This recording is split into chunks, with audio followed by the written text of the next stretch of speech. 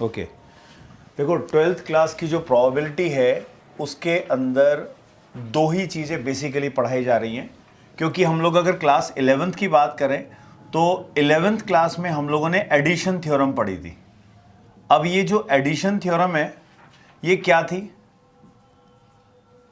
Addition theorem के अंदर हमें यूनियन पढ़ना सिखाया था। मतलब अगर किसी भी दो इवेंट के हम लोग यूनियन की प्रोबेबिलिटी निकालें तो बनता है probability of A plus probability of B minus probability of A intersection B.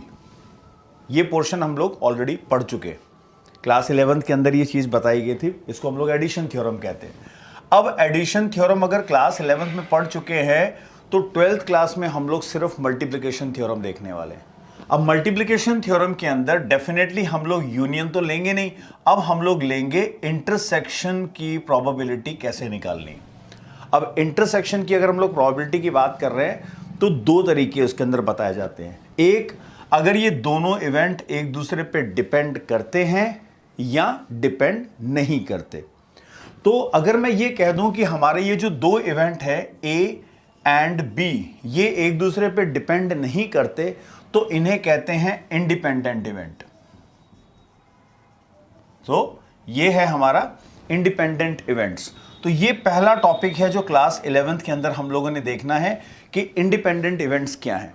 अब इंडिपेंडेंट इवेंट की डेफिनेशन बताई गई है कि भी वो दो इवेंट या वो तीन इवेंट या वो चार इवेंट जो किसी पे डिपेंड नहीं करते एक दूसरे पे। मतलब occurrence of one occurrence of B पे कोई असर नहीं डालता, occurrence of B occurrence of A पे कोई असर नहीं डालता, और एक का होना या ना होना दूसरे के होने या ना होने पे कोई फर्क नहीं पड़ता।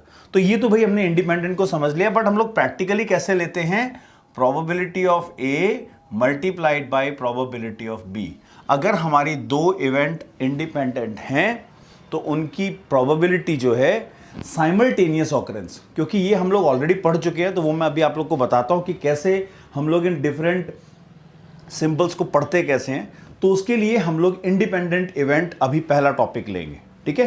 अब इंडिपेंडेंट इवेंट जैसे कि मैंने आपको बताया दोनों का साइमल्टेनियस ऑकरेंस। तो ये जो इंटरसेक्शन है इसको हम लोग कहते हैं एक साथ होना। अगर दो इवेंट एक साथ किए जाते हैं तो उसको हम लोग इंटरसेक्शन से डिनोट करते हैं, जो दोनों की मल्टीप्लिकेशन का प्रोडक्ट होगा। इसके अंदर एक बहुत इंपॉर्टेंट थ्योरम बता रहा हूं। ये जो थ्योरम है ये कंफर्म है, इसमें से एक पार्ट बोर्ड एग्जाम के अंदर या किसी भी लेवल पे पूछा जा सकता है और हम लोग को यूज भी लेना है। जैसे मैंने आपको बताया इंडिपेंडेंट वो है जिसमें एक की ऑकरेंस दूसरे की ऑकरेंस पे कोई फर्क नहीं डालती, दूसरे की नॉन ऑकरेंस पे कोई फर्क नहीं डालती, पहले का ना होना दूसरे के होने पे कोई असर नहीं डालता, और पहले का ना होना दूसरे के ना होने पे भी कोई प्रॉब्लम नहीं क्रिएट करता। इसका मतलब ये है, थ्योरम क्या कहती है कि अगर A and B are two independent events,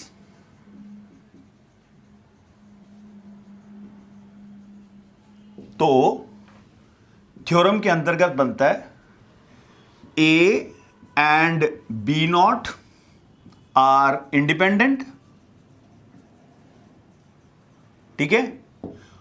A not and B are independent, A का ना होना और बी का ना होना आर इंडिपेंडेंट।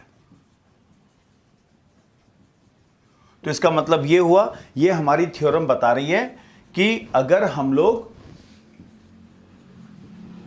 दो इंडिपेंडेंट इवेंट ले लें तो ये तीन थ्योरम आप लोग इसके तीन रिजल्ट को एग्जाम में कभी भी यूज कर सकते हो, ठीक है। इसका क्वेश्चन कंफर्म आ सकता है, ठीक है। कंफर्म मतलब वैसे तो कंफर्मेशन कुछ होता नहीं है, बट ये इंपॉर्टेंट थ्योरम है, एकमात्र ऐसी थ्योरम जिसके पार्ट का प्रूफ भी आता है। अब उसके लिए मान लीजिए मैं कहता हूं इंडिपेंडेंट है, तो हमें सबसे पहले इस क्वेश्चन के अंदर या इस थ्योरम में गिवन क्या है? गिवन अपने पास एक बड़ी सिंपल सी चीज है, क्योंकि ये दोनों इवेंट इंडिपेंडेंट हैं और डेफिनेशन कहती है कहीं पे भी ए इंटरसेक्शन बी की प्रोबेबिलिटी पूछी जाए तो तुम प्रोबेबिलिटी ऑफ ए को प्रोबेबिलिटी ऑफ बी से मल्टीप्लाई कर देना, ये मतलब होता है इसका। तो इंडिपेंडेंट का मतलब है आपको ये चीज प्रूव करनी है, ठीक है। अब मेरे को पहली लाइन प्रूव करनी है, इसके लिए अपन चलते हैं सेट्स के कॉन्सेप्ट के ऊपर। सेट कहता है, सेट थ्योरी में पढ़ा था कि अगर मैं एक सेट बना दूं A और एक सेट बना दूं B, तो ये कहता है A में है पर B में नहीं है, नॉट। हम लोगों ने सेट्स में पढ़ा था, इसे कहते हैं हम लोग कॉम्प्लीमेंट ऑफ सेट B। तो इसका मतलब हुआ ये वाला पोर्शन होगा, A में है पर B में नहीं है, यही पोर्शन बनता है। तो हमारे सेट थ्योरी के अंतर्गत ये बनता है A में है पर B में नहीं है। A में तो ये वाला पोर्शन भी था पर ये पोर्शन B में भी आता है। तो इस चीज को हम लोग डेफिनेटली कह रहे हैं A intersection B not. But इसको पता लगाने का एक और तरीका है, बेटा ये देखो, ये जो वेकेंट है ना, मैं डॉट लगा देता हूं। अगर मैं डॉट जोड़ दूं तो A बन जाता है, तो आप इसको लिख सकते हो A में से A इंटरसेक्शन B को माइनस कर दो। ये सेट थ्योरी बता रही है, क्योंकि इस पूरे को कहते हैं A और इस बीच वाले पोर्शन को हम लोगों ने पढ़ा था A इंटरसेक्शन B कहते हैं कॉमन एरिया, करेक्ट है। तो हम लोग जब इसको कहते हैं तो मैं पहली इस थ्योरम का प्रूफ करना चाहता हूं। तो ये देखिए प्रूफ, मैंने स्टार्ट किया probability of A intersection B not. मेरे को तो साबित आता ही नहीं निकालना, तो मैंने उसकी मदद ली और मैंने उसको लिख दिया probability of A minus probability of A intersection B, correct. तो ये क्या बन गया, प्रोबेबिलिटी ऑफ A, क्योंकि क्वेश्चन में पहले ही दे रखा है कि वो इंडिपेंडेंट है, तो इसकी जगह क्या लिख सकते हैं, probability of A and probability of B। Mathematics का सिंपल रूल, दोनों में से कॉमन निकाल लेता हूं। प्रोबेबिलिटी ऑफ A कॉमन निकाल दिया, यहां बच गया 1, यहां पे बच गया प्रोबेबिलिटी ऑफ B। और 10th क्लास से पढ़ते आ रहे हैं, 1 में से किसी की प्रोबेबिलिटी माइनस कर दो तो वो उसके कॉम्प्लीमेंट की प्रोबेबिलिटी बनती है। हेंस हमारी थ्योरम प्रूव हो गई। हम लोगों ने दोनों का इंटरसेक्शन की प्रोबेबिलिटी निकाल रहे थे, दोनों की इंडिविजुअल प्रोबेबिलिटी का प्रोडक्ट निकला। इसका मतलब क्या हुआ, A and B not are independent, ठीक है। ये है हमारी पहले वाले पार्ट का प्रूफ हो गया, ये पहले वाले पार्ट का प्रूफ कर दिया। अब इसी प्रकार आई थिंक मेरे को दिक्कत नहीं आएगी ना आप लोग को दिक्कत आएगी। तो इसका जो सेकंड पार्ट भी बिल्कुल उसी तरीके से ले रहे हैं, A में नहीं है पर B में है। तो कौन सा होगा, मैं यहां पे शेडिंग चेंज कर देता हूं, ये वाली मैं मिटा देता हूं। अब हमारे पास ये वाला पोर्शन नहीं लेना, हमें कहता है A में नहीं है पर B में है, तो ये वाला पोर्शन हो गया। यानी अब मैं अगर इसको यूज करूंगा तो क्या हो जाएगा, B में है और A में नहीं है। तो ये वो थ्योरम है जो हमें लेना है। और इंडिपेंडेंट हम लोग जानते हैं किन्हीं दो इवेंट्स को इंडिपेंडेंट प्रूव करना है। ध्यान रखना, ये क्वेश्चन आ सकता है, आएगा 2 नंबर के अंदर एक पार्ट। तो वो क्या है कि अगर आपको 2 इवेंट को इंडिपेंडेंट करना है तो उनके इंटरसेक्शन का प्रोबेबिलिटी उनके इंडिविजुअल प्रोबेबिलिटी का मल्टीप्लिकेशन प्रूव कर देना, ठीक है। तो हम लोग फिर से वही लेने वाले हैं। मैं अब यहां चेक करूंगा मेरे दूसरे पार्ट का प्रूफ, ठीक है। दूसरा पार्ट क्योंकि मैंने रोमन लेटर्स में लिखा रही है, क्या नंबर 1 डाल दिया मैंने, ओके। तो ये हो गया हमारे रोमन लेटर्स के अंदर सेकंड वाला है। तो ये है probability of A not intersection B, ये निकालना है मेरे को। इसके लिए मैं यहां पे चलूंगा, भाई ये वाला पोर्शन मिलेगा कैसे, कि पूरे B में से A इंटरसेक्शन B को माइनस कर दो। तो ये क्या बनेगा, ये हो जाएगा probability of B minus probability of A intersection B, जैसा कि मैंने पिछले वाले पे लगाया था।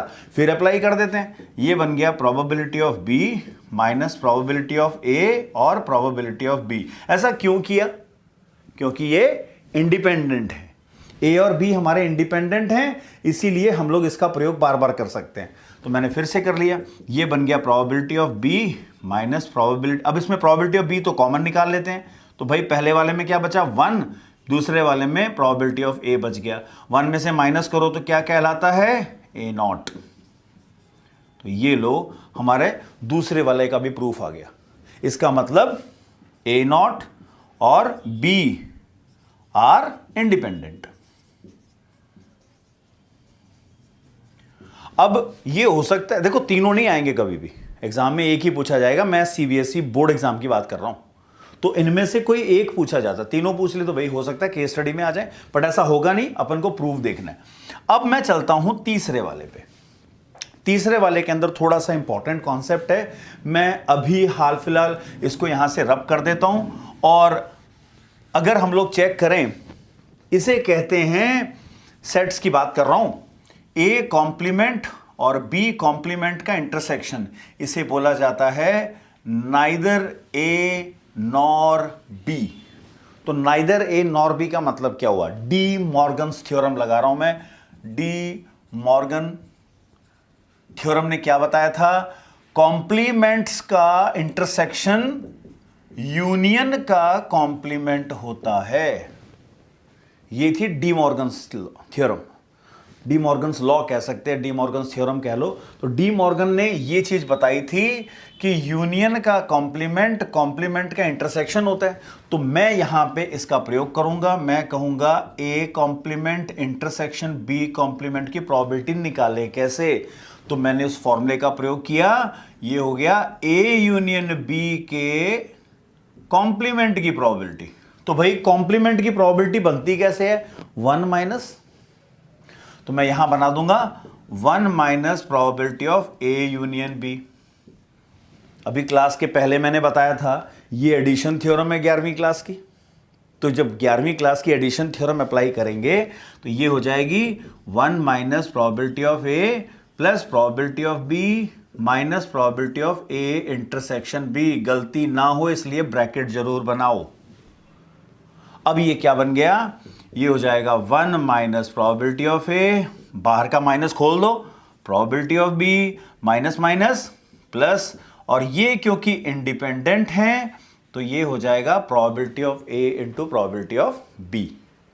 ठीक है, अब इन दोनों का पेयर बना लिया, साहब आ गया ये तो पेयर में, और इसमें प्रोबेबिलिटी ऑफ बी मैंने कॉमन ले लिया, बचा 1 माइनस प्रोबेबिलिटी ऑफ ए। पूरे में 1 minus probability of A common आ गया, करेक्ट।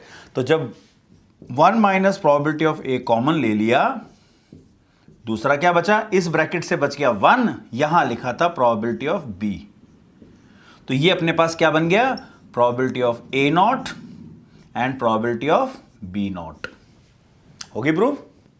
तो ये हमारे इसमें से एक पार्ट तो एनसीईआरटी में दे भी रखा है, रिसेंट कुछ सैंपल पेपर्स में देखा गया है, वो ऐसा क्वेश्चन दे देते हैं कि ए और बी इंडिपेंडेंट है तो ये प्रूव करो, ए और बी इंडिपेंडेंट है तो प्रूव करो ए नॉट बी भी इंडिपेंडेंट।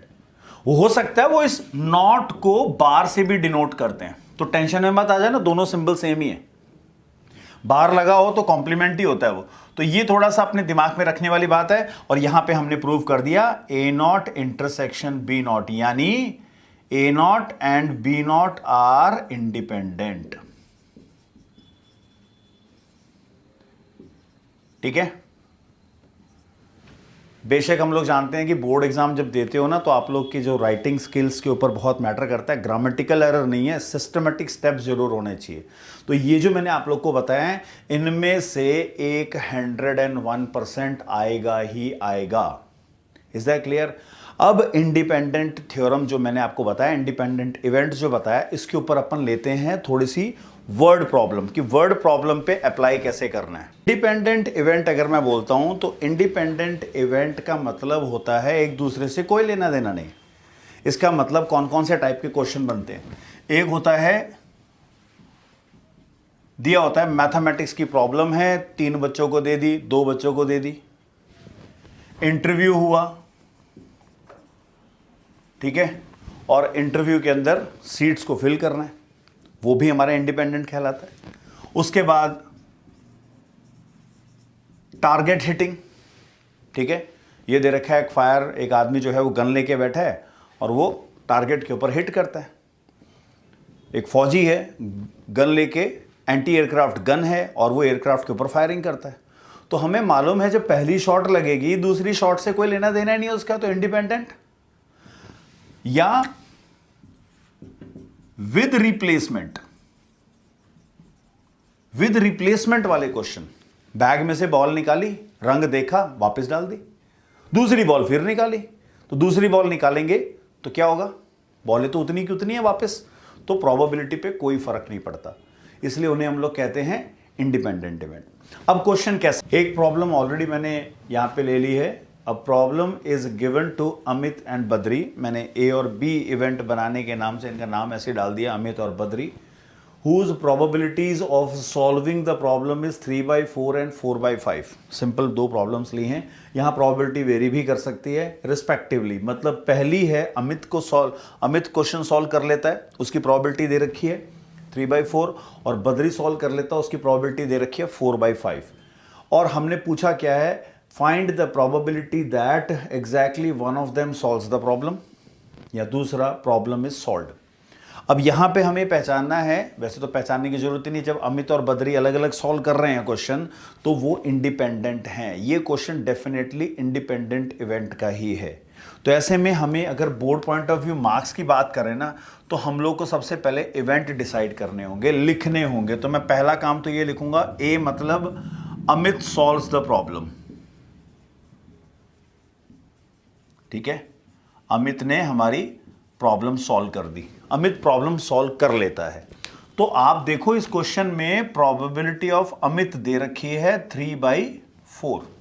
लगे हाथ मार्क्स स्कोर करने हैं, तो अमित सॉल्व नहीं कर सकता, इसकी प्रोबेबिलिटी 1 माइनस अमित सॉल्व कर सकता है, यानी 1 माइनस 3/4 हो गई, जो 1/4 लिख के रख दो। ये तो कर ही दो, पूछा है नहीं पूछा कर दो। दूसरी बात, बी नाम से एक और इवेंट ले रहा हूं जहां पे बद्री सॉल्व्स द प्रॉब्लम। अब इसका मतलब यह हुआ प्रोबेबिलिटी ऑफ बद्री, वो दे रखा था, ये हमारे पास ऑलरेडी दे रखा है 4/5, तो मैं इसको लिख देता हूं 4/5। बिल्कुल इसी प्रोसेस से बद्री सॉल्व नहीं कर सकता, वो 1/5 आएगी। क्वेश्चन आपके लिए कहां से आया 1/5, माइनस करके निकालोगे आप। अब ये क्वेश्चन कहता है एग्जैक्टली वन ऑफ देम, सिर्फ एक ने ही सॉल्व की, तो तुम्हें नहीं पता किसने की है। तो हम लोग इस इवेंट को लिखते हैं, जब कहते हैं एग्जैक्टली 1, इसका मतलब ए सॉल्व करेगा, बी नहीं करेगा। मैं हिंदी में जब बोल रहा हूं तो मैं एंड शब्द का प्रयोग कर रहा हूं, नहीं हिंदी में बोले तो और लगाते हैं, ए करता है और बी नहीं कर पाता, या ऐसा हो सकता है या। तो ये ध्यान रखना, जब भी हम लोग एंड वर्ड का प्रयोग करें, इंटरसेक्शन या मल्टीप्लाई करना है, और जब भी और शब्द का प्रयोग करते हो, यूनियन या प्लस करना। तो हम लोग यहां करेंगे जरूर इंटरसेक्शन यानी मल्टीप्लिकेशन, ही तो सीख रहे हैं, मल्टीप्लिकेशन ही होता है इंडिपेंडेंट का मतलब। तो ए सॉल्व करता है, बी नहीं कर पाता, या ए सॉल्व नहीं कर पाता परंतु बी कर लेता है। तो एग्जैक्टली 1 का मतलब यही हुआ, दोनों में से किसी एक ने ही सॉल्व किया। तो इसको कैसे करेंगे, क्योंकि इंडिपेंडेंट है और अभी थ्योरम पढ़ाई है एक, उनका होना ना होना एक दूसरे के होने या ना होने पे कोई फर्क नहीं डालता। तो मैं तो भाई सीधा सीधा इनको मल्टीप्लाई फॉर्म में लिख दूंगा। और ये क्या बन गया, ए नहीं कर सकता multiply by probability of B. ठीक है, इनकी प्रोबेबिलिटी दे रखी है, रख लो और मार्क्स ले जाओ टीचर से। 3/4 1/5, ये क्या बन गया 4 यहां पे आएगा प्रोबेबिलिटी ऑफ ए नॉट है 1/4, तो 1/4 एंड 4/5। ज्यादा होशियारी नहीं दिखाने की, काट दो यहां पे, बाद में एलसीएम लेने के लाले पड़ जाएंगे, तो छोड़ दो। 20 का एलसीएम है, ऊपर ये हो जाएगा 3 और 4, यानी आंसर आ गया 7/20। ठीक है, अब इसका दूसरा पार्ट कहता है problem is solved. Problem solve हो गई भाई। इसके तो 3 केस है, दोनों सॉल्व कर लेते हैं, ए करता है बी नहीं करता, बी कर लेता है ए नहीं करता, और लास्ट क्या है, दोनों ही नहीं कर पाते। तो हम लोग ये नॉट वाला कॉन्सेप्ट यूज करेंगे। तो ये ध्यान रखना, दिस इज 100% आने वाला क्वेश्चन है ये। प्रॉब्लम इज सॉल्व्ड, किसी ने तो सॉल्व की, at least one of them solves the problem, ये तीनों एक ही चीज है, किसी ने तो सॉल्व की, at least one of them solves, या प्रॉब्लम इज सॉल्व्ड। इसको करने का ढंग क्या है, प्रोबेबिलिटी, हम लोग कहते हैं ना प्रॉब्लम इज सॉल्व्ड, इसका मतलब लिख देना 1 minus probability is not solved, है ना। तो उसका उल्टा क्या हुआ, प्रॉब्लम सॉल्व हो गई तो उसका उल्टा हो गया प्रॉब्लम सॉल्व नहीं हुई। तो अगर आपको प्रॉब्लम सॉल्व हो गई ये निकालना है, तो 1 माइनस नॉट सॉल्व्ड, तो वो क्या हो जाएगा? कब कहते हैं प्रॉब्लम सॉल्व नहीं हुई? जब ए भी नहीं कर पाया और बी भी नहीं कर पाया। तो भाई थ्योरम कब पढ़ी थी हमने? इसीलिए तो पढ़ी थी। तो थ्योरम क्या कहती है? इनकी प्रोबेबिलिटी को मल्टीप्लिकेशन वाला फॉर्मूला लगा दो। अब उससे क्या हुआ? इनकी प्रोबेबिलिटी हमने पढ़ रखी है भाई। तो प्रोबेबिलिटी ऑफ ए नॉट कितना है? 1/4। ये कितना है? 1/5। 20 कैल्शियम उठाओ तो 20 माइनस 1 कितना है? 19/20। लिख दो, मार्क्स ले जाओ। कंफर्म क्वेश्चन आता है। ये बदल सकता है यहां पे क्या कि भी problem is solved. Okay, they are hitting a target, they are going for an interview. Exactly one of them select हो गया। सिलेक्शन हुई, कोई ना कोई तो सेलेक्ट हुआ। अब दोनों ने एक गन उठाई और टारगेट पे हिट किया। दोनों की प्रोबेबिलिटी हिटिंग दे रखी है। बताओ सिर्फ एक ही मार पाया टारगेट पे, या किसी ने तो टारगेट मार दिया? या फौजी ने बंदूक उठाई, 3 शॉट मारता है, 3 की जगह 2 ही शॉट मारता है। दुनाली होती है ना, 2 मुंह वाली, वो 2 गन मारता है, 2 शॉट मार रहा है। वो 2 शॉट मारता है, चलो क्ले गेम खेल रहा है, वो ओलंपिक्स की गेम चल रही है। ऐसे केस स्टडी बना के दे दिया आपको। जो क्ले उड़ती है, क्ले हिटिंग आती है ना, तो क्ले हिटिंग वाला क्वेश्चन हो सकता है। 2 शॉट मारता है, पहली शॉट या दूसरी शॉट। ठीक है, बताओ एक शॉट पे तो लग गई या टारगेट तो लगा। अब यहां पे कह सकते हैं पहली शॉट लगी, दूसरी नहीं लग पाई, पहली नहीं लगी, दूसरी लगी। तो ये एक इंडिपेंडेंट इवेंट का क्वेश्चन है जहां पे हम लोग थ्योरम अप्लाई कर सकते हैं। प्रोबेबिलिटी जो हम लोग ले रहे हैं ना टॉपिक, इसके अंदर इंडिपेंडेंट इवेंट का एक प्रॉब्लम और ऐसी बन सकती है। जैसे मैं अभी बता ही रहा था, कोई फौजी है, कहानी बना दी थोड़ी सी, आपको एक गन वन दिखा दी वहाँ पे, और उसके अंदर जो क्वेश्चन का कॉन्सेप्ट कहाँ से जनरेट होता है, रमेश ने 4 शॉट्स मारे। ठीक है, चारों शॉट्स की प्रोबेबिलिटी दे रखी है। अब चारों शॉट्स की प्रोबेबिलिटी देखो कैसी भी हो सकती है। वहाँ पे मैंने एक एग्जांपल लिया है 0.9, 0.8, 0.7, 0.5। प्रोबेबिलिटी हमें पता है 0 और 1 के बीच में होती है ना। पहली प्रोबेबिलिटी सबसे ज़्यादा हो सकता है जहाज जो एनिमी प्लेन आ रहा है वो हमारे सबसे नज़दीक है। अभी नज़दीक है तो ज़्यादा लगने के चांसेस हैं, इसलिए पॉइंट। फिर वो जहाज़ दूर चले जाता है तो प्रोबेबिलिटी घटती चलेगी। हो सकता है जो है कैसी भी प्रोबेबिलिटी होगी। अब ये बोलते हैं find the probability that the plane is hit. याद करो, प्रॉब्लम इज सॉल्व्ड। सिलेक्शन तो हुआ, किसी ना किसी ने तो मारा, जहाज को गोली लग गई। तो ये कहलाता है इंडिपेंडेंट इवेंट। तो इंडिपेंडेंट इवेंट में आप ऐसे ही काम करें। आप एक इसको ले सकते हैं, ए मतलब फर्स्ट शॉट लगा, या लिख सकते हैं ए मतलब hit in the first shot, पहले शॉट पे जहाज को गोली लग गई। बी का मतलब hit in the second shot.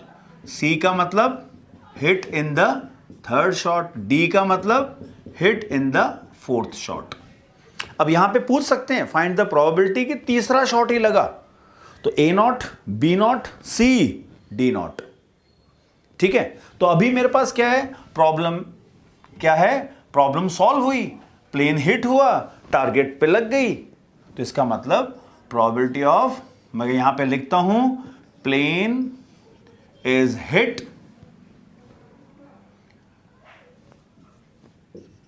इसका मतलब 1 minus plane is not hit. कब प्लेन को गोली नहीं लगेगी? जब पहली भी नहीं लगी, दूसरी भी नहीं लगी, और तीसरी भी नहीं लगी, और चौथी भी नहीं लगी। मैंने आपको बताया था, और मतलब मल्टीप्लिकेशन या इंटरसेक्शन।